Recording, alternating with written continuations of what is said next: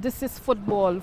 Women's football is coming to Sheffield. Families go to football, but actually to see mothers, grandmothers, all celebrating, it were amazing. It was really exciting.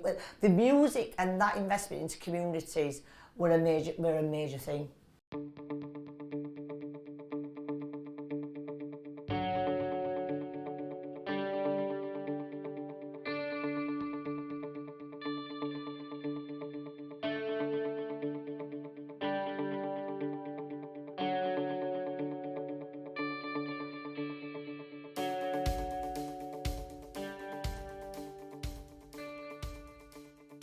Hi, my name's Simone Thompson and I'm a teacher of dance. I knew the Women's Euros were coming up, but I didn't know that Sheffield was actually actively involved doing wider projects, so I thought it was a really good thing to do. It was about the women of the football, the mothers, the children, the sisters.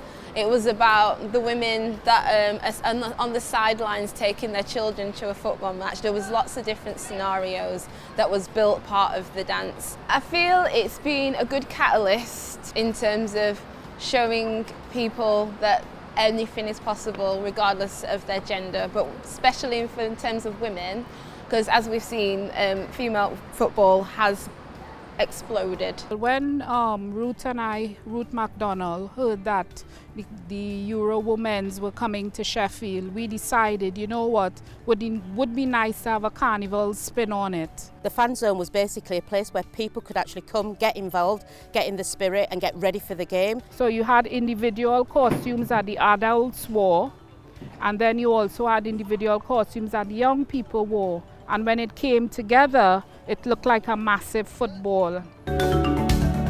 So 7 of our photography students got the opportunity to work with Getty Images in partnership with Sheffield City Council to take photographs of the fan zones prior to any of the Women's Euros matches that were happening at Bramall Lane. So I think it was a totally new environment for all the students. They'd never sort of taken photographs in an environment so busy and so exciting. So it's not every day that students get to be part of such a record-breaking event. So it's sort of showcased what the college can offer our students as well as their studying. So they get to do the studying, but also on the side they get these amazing opportunities which can build on their experience ready for the world of work.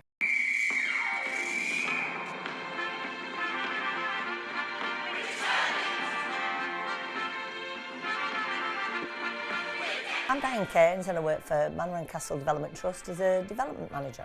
We were approached to bring people together and do a workshop with members of the Royal Philharmonic Orchestra and their music director.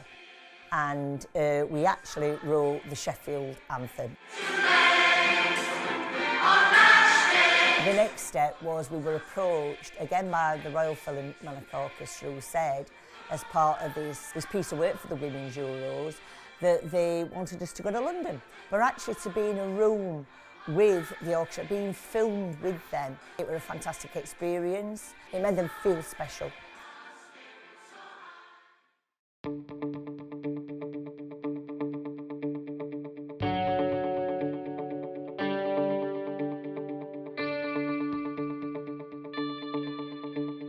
So all our goals was an opportunity to contribute towards the Euros, and it was a project supported by Sheffield City Council.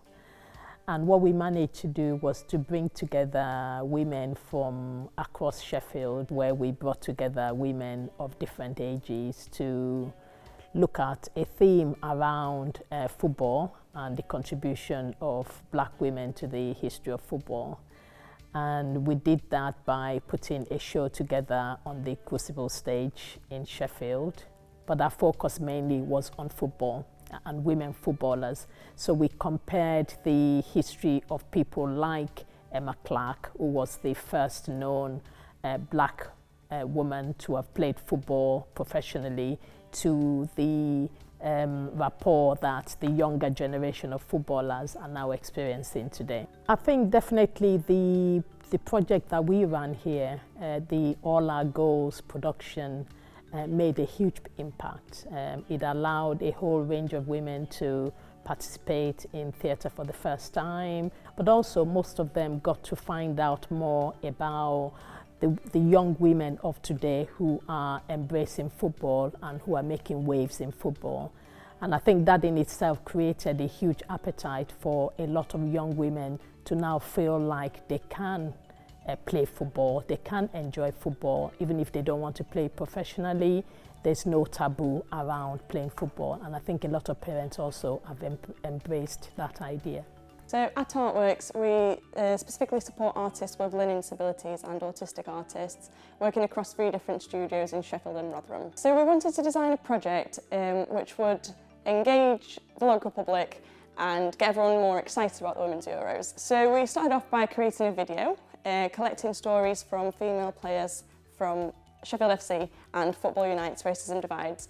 And we invited the public to create artwork in response to the video. Anyone of any age, any gender, kind of any background, we wanted everyone to get involved.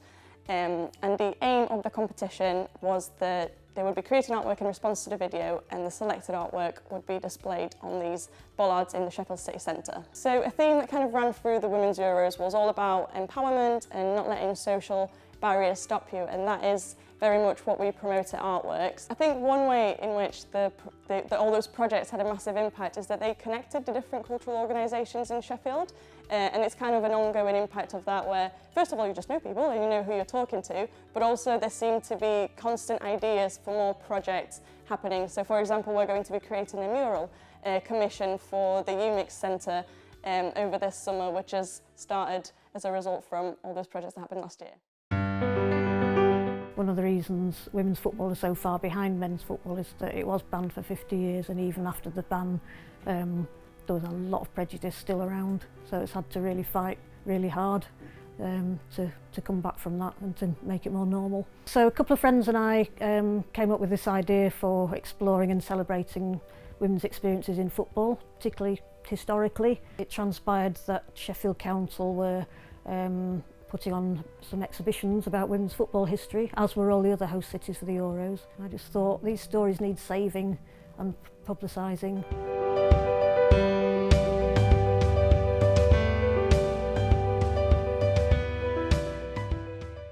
Well, today I believe that we're having a celebration of a year since the Euros last year.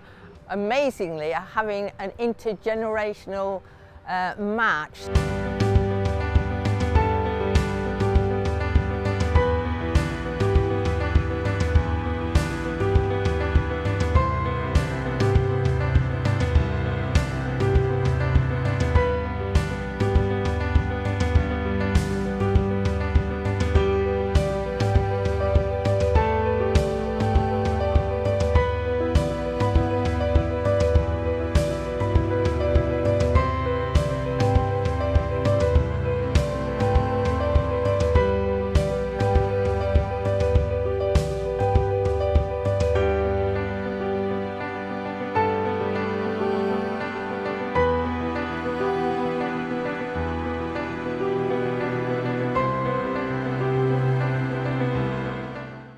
I think it's been amazing for the city. So many people went to it who've never gone to women's football before. The girls who I coach at my daughter's team under 16s definitely inspired them. I think it's left a lasting legacy in the city. I think the legacy will be that we've got a new generation of girls and young ladies coming through who will make a massive impact on the game, hopefully for the whole of South Yorkshire, and you'll see that coming through in the next 5 to 10 years.